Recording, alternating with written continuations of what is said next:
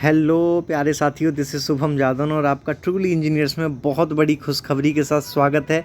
जहां पर महारत्न में वैकेंसी आई हुई है डिप्लोमा बीटेक दोनों के लिए, और बीटेक के लिए भी बिना किसी गेट के 400 वैकेंसी। जहां पर हम एग्जीक्यूटिव ट्रेनी और जो सुपरवाइजरी ट्रेनी है उनकी बात करने वाले हैं। लगभग ऑलमोस्ट हर एक जो मेजर ब्रांच है उनके लिए वैकेंसी आई हुई है। एज लिमिट, एग्ज़ाम पैटर्न वगैरह सब चीज़ की बात करने वाले हैं। सीटीसी तो लगभग 1 लाख पर मंथ के हिसाब से मिलने वाला है। 12 लाख सीटीसी है ईटी के लिए, ठीक है। तो बहुत अच्छी खासी अपॉर्चुनिटी है ये।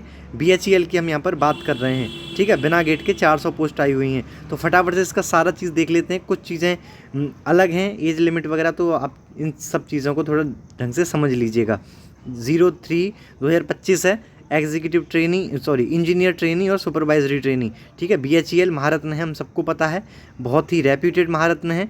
और 1 फरवरी 2013 को महारत्न बनी थी, इसलिए इसका एप्लीकेशन फॉर्म भी 1 फरवरी से ही भरना स्टार्ट होगा। 150 पोस्ट ईटी के लिए आई हुई है, जी हाँ, जो कि एक इंजीनियरिंग कैडर होता है, एक एग्जीक्यूटिव कैडर होता है बहुत टॉप क्लास का, जिसमें आप देख सकते हैं वैकेंसी की भरमार है। टोटल 150 वैकेंसी है, उसमें से ये यूआर के 60 वैकेंसी, बाकी मैकेनिकल का आप देखेंगे तो 70 वैकेंसी मैकेनिकल का सबसे ज़्यादा 150 में से, लगभग 50%। इलेक्ट्रिकल 25, सिविल 25, इलेक्ट्रॉनिक्स 20, केमिकल 5 और मेटलर्जिकल है 5। इस तरीके से 150 वैकेंसी टोटल होता है। ये है एग्जीक्यूटिव वाला कैडर, और ये डिप्लोमा के लिए सुपरवाइजरी कैडर, जहाँ पर फिर से मैकेनिकल की 250 में से सबसे ज़्यादा वैकेंसी 140, इलेक्ट्रिकल 55, सिविल 35 और इलेक्ट्रॉनिक्स 20। टोटल 250 है, उसमें से 111 यूआर। इस तरीके से आप कैटेगरी वाइज भी चीज़ें देख सकते हैं। तो 400 वैकेंसी बहुत टॉप क्लास है, जिसमें से लगभग 400 में से 200 के करीब वैकेंसी, 210 वैकेंसी मैकेनिकल के लिए है। हर एक ब्रांच के लिए वैकेंसी है। एज लिमिट 1 फरवरी 2025 तक आपकी जो बीटेक वाले हैं यानी कि इंजीनियर ट्रेनिंग है उसके लिए 27 होनी चाहिए, और जो डिप्लोमा वाले हैं उनको भी 1 फरवरी तक जो है 1 फरवरी 2025 तक 27 ही होनी चाहिए। यानी कि डिप्लोमा बीटेक दोनों के लिए 27 एज लिमिट रखा गया है। 3 साल का ओबीसी के लिए एज रिलैक्सेशन मिलेगा, 5 साल का एससी एसटी के लिए मिलेगा, ठीक है। बाकी आप चीज़ें देख सकते हैं कि इंजीनियर ट्रेनिंग के लिए आपके पास भी बीटेक होना चाहिए, और यहाँ पर आपका डिप्लोमा होना चाहिए। डिप्लोमा भी, एक चीज़ और ध्यान रखना, डिप्लोमा में यहाँ पर 65% मांगा है। डिग्री में ऐसा कुछ भी क्राइटेरिया नहीं मांगा गया है। हालांकि 60% एससी एसटी के लिए मांगा गया, तो ये एक रुकावट का काम कर सकता है डिप्लोमा वाले बच्चों के लिए, अगर आपकी 65% से कम है एग्रीगेट तो। बाकी आप किसी भी ब्रांच से हैं, मैकेनिकल की बात करें तो ऑटोमोबाइल प्रोडक्शन, किसी से में सारी की सारी इक्विवेलेंट ब्रांचेस को जो बीएचईएल है, भेल है, भारत हैवी इलेक्ट्रिकल्स लिमिटेड, वो कंसीडर करता है। कोई दिक्कत वाली बात है नहीं, कंसीडर करेगा। चाहे आपके पास इंडस्ट्रियल में डिप्लोमा हो तो आप मैकेनिकल में फॉर्म भर सकते हैं, मैन्युफैक्चरिंग में हो, पावर प्लांट में हो, प्रोडक्शन में हो, पावर थर्मल इंजीनियरिंग में हो, ठीक है। इस सब चीज़ों में आपका डिप्लोमा मान्य है। बाकी एक मुझे यहाँ पर दिक्कत नज़र आ रही है कि ऑटोमोबाइल इंजीनियरिंग की बात नहीं की गई है, तो ऑटोमोबाइल इंजीनियरिंग वाले बच्चों के लिए ये एक बैड न्यूज़ साबित हो सकती है। बाकी है ही, बैड न्यूज़ है ही। यूपी में ज़्यादातर पॉलिटेक्निक का जो डिप्लोमा होता है, यूपी वाले बच्चों की बात करूँ तो ऑटोमोबाइल प्रोडक्शन, आरएसी, ऐसी चीज़ों में ही होता है। तो प्रोडक्शन तो है, आरएसी नहीं है, और ये ऑटोमोबाइल नहीं है, तो ये थोड़ी सी दिक्कत वाली बात है। इलेक्ट्रिकल में इन सब चीज़ों में अगर आपके पास डिप्लोमा बीटेक है तो आप एलिजिबल हैं। इलेक्ट्रॉनिक्स में इन सब में है तो आप एलिजिबल हैं। सिविल में ये सब देख सकते हैं। केमिकल के लिए आप एलिजिबल और इक्विवेलेंट ब्रांचेस देख सकते हैं। एज का जो रिलैक्सेशन है हम उसकी बात कर चुके हैं। बाकी पीडब्ल्यूडी के लिए 10 साल और ये सब चीज़ें हैं। अब हम इसका सिलेक्शन प्रोसेस देख लेते हैं। पहले हम इंजीनियरिंग एग्जीक्यूटिव कैडर के लिए देखेंगे। 2 स्टेज में ही एग्ज़ाम होना है, एक तरीके से 3 स्टेज मान लीजिए अगर आप डीवी मेडिकल को भी काउंट कर रहे हैं तो। सीबीटी होगा, उस सीबीटी के बेसिस पे आपको इंटरव्यू के लिए शॉर्टलिस्ट किया जाएगा 1:5 के रेशियो में, यानी कि 150 सीट हैं तो उसके लिए 750 बच्चों को इंटरव्यू के लिए बुलाया जाएगा, 5 गुना, ठीक है। इसी तरीके से फाइनल मेरिट जो बनेगी वो काउंट की जाएगी। 75% आपका सीबीटी के आधार पर और 25% आपका इंटरव्यू के आधार पर। इसके अलावा ये जो डिप्लोमा वालों के लिए सुपरवाइज़र वाली ट्रेनिंग है उनके लिए आपको सिर्फ सीबीटी देना है, सिर्फ और सिर्फ सीबीटी।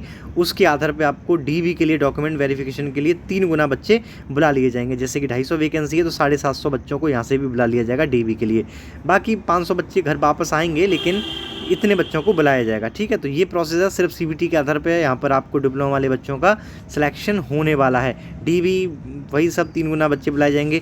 बाकी आप ट्रेनिंग और कितना मिलने वाला है, सबसे इंपॉर्टेंट चीज़ कि देखिए 1 साल की ट्रेनिंग पीरियड रहेगी, तब आपका बेसिक वे 50,000 रहेगा। अगर मैं ईटी की बात करूँ तो उसकी जो रेंज है 50,000 से 1,60,000 है। 1 साल की ट्रेनिंग के बाद आपका बेसिक पे हो जाएगा 60,000 और जो रेंज रहेगी वो रहेगी 60 से 1,80,000 और जो CTC यानी कि जो आप पर 1 साल में रुपया भेल खर्च करेगा वो 12 लाख यानी कि 1 लाख रुपया हर मंथ आपके ऊपर भेल किसी न किसी फॉर्म में, चाहे अलाउंसेस मान लो चाहे और पर्क्स मान लो, उनके आधार पर उनके सबको कंक्लूड करके मिलाकर आपको 1 लाख रुपये आपके ऊपर खर्च करेगा सालाना। 1 लाख रुपया महीना का खर्च करेगा, 12 लाख रुपये खर्च करेगा। ट्रेनिंग पीरियड यहाँ पे ST की बात करेंगे यानी कि सुपरवाइज़र वाले ट्रेनिंग्स की तो 32,000 बेसिक पे स्टार्ट होगी। 1 साल के ट्रेनिंग के बाद 33,500 हो जाएगा और वही चीज़ आपके ऊपर 7.5 लाख रुपया खर्च करेगा भेल। ठीक है, तो बहुत अच्छी ये अपॉर्चुनिटी है। इसके अलावा ये 3 साल का आपका बॉन्ड रहेगा जिसमें ट्रेनिंग पीरियड शामिल नहीं होगा, यानी है कि 4 साल तक अगर आप छोड़ते हैं तो आपको इतना रुपया देना पड़ेगा, 3 लाख और 5 लाख। 5 लाख ऑब्वियसली बीटेक वालों के लिए और 3 लाख डिप्लोमा वालों के लिए। मेडिकल ठीक ठाक होगा, कोई ऐसा लोड लेने वाली बात है नहीं। फीस जनरल EWS और OBC वाले कैंडिडेट 1,072 रुपये देना पड़ेगा। SC ST PWD वाले बच्चों को 472 रुपये देना पड़ेगा। आप मल्टीपल फॉर्म यहाँ पर नहीं भर सकते, लिखा हुआ है। अगर आप भरते हैं तो ये आप सबसे लास्ट में फॉर्म सबमिट करेंगे उसको ही वैलिड माना जाएगा। अब यहाँ पर एक डाउट आएगा कि जिनके पास डिप्लोमा और बीटेक दोनों हैं वो क्या करें, तो इसका एक बार मैं ऑफिशियली भेल से पूछकर आप उसको आप बताता हूँ, क्योंकि इस लाइन के आधार पर आपका जो फॉर्म लास्ट में भरा जाएगा वो वैलिड माना जाएगा। लेकिन मेरे अकॉर्डिंग अगर आपके पास डिप्लोमा बीटेक दोनों हैं तो अलग अलग फॉर्म 2 भर सकते हैं। हालांकि एक बार मैं भेल से कन्फर्मेशन लेने के बाद ही आपको इस चीज़ पर कंफर्म बता पाऊंगा। टेस्ट सेंटर आप 5 चूज़ कर सकते हैं CBT के लिए, इंटरव्यू के लिए 3 कर सकते हैं। आपका CBT हो या इंटरव्यू हो, आप हिंदी इंग्लिश दोनों में से किसी में भी दे सकते हैं, यानी कि दोनों में भी आपको देखने मिल सकता है। इसको इंग्लिश बोलते हैं। ठीक है, बाकी आपका 1 फरवरी से नोटिफिकेशन, आपको पता है 1 फरवरी को भेल 1 फरवरी 2013 को महारत्न बनी थी, तो उसी दिन से आप फॉर्म भरना स्टार्ट कर पाएंगे। 28 दिन का महीना फरवरी, आप पूरे फरवरी तक फॉर्म भर सकते हैं। मार्च आपको रेस्ट मिलेगा और फिर 11, 12, 13 अप्रैल 2025 को आपका हो जाएगा एग्ज़ाम, CBT एग्ज़ाम सारी की सारी पोस्ट का। ठीक है, फर्स्ट वीक जो रहेगा अप्रैल का उसमें आपके एडमिट कार्ड आ जाएंगे। तो बहुत बड़ी अपॉर्चुनिटी है, महारत्न में आई हुई है। सारी चीज़ें यहाँ पर डिस्कस हो चुकी हैं कि किस तरीके से आप इस चीज़ को भरना है, फॉर्म वगैरह सारी चीज़ें देखनी है। ठीक है, बहुत अच्छी खासी वैकेंसी, 400 वैकेंसी महारत्न में, जिसमें मैकेनिकल की 55% वैकेंसी, तो इससे बड़ा मौका नहीं मिलने वाला। इंजीनियरिंग कैडर में, एग्जीक्यूटिव कैडर में बिना गेट के मिल रही है। CTC 12 लाख 7.5 लाख बहुत टॉप क्लास की है। एग्ज़ाम पैटर्न भी सीधा सिंपल है। डिप्लोमा वालों के लिए तो सिर्फ CBT दो और महारत्न में चले जाओ। तो बहुत बड़ी अपॉर्चुनिटी है, आपको ये फॉर्म ज़रूर भरना चाहिए। और आगे आने वाले जो भी फ्यूचर की जॉब अपडेट्स हैं उनके लिए आप ट्रूली इंजीनियर्स को सब्सक्राइब करके रख सकते हैं। Thank you.